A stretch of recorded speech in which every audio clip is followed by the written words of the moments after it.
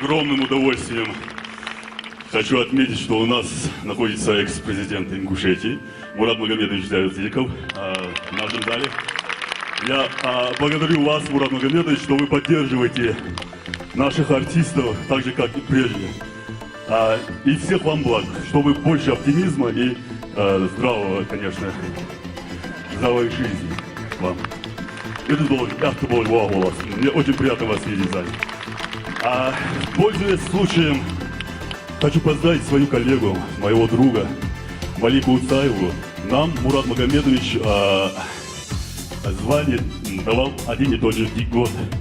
В 2003 году это было. Я не могу не благодарить Мурата Магомедовича за это. И все. Малика Уцаева была очень этому рада, этому событию, потому что первое звание, которое она получила в своей жизни, это была заслуженная артистка Республики Ингушетия. Я этим горд очень. Спасибо.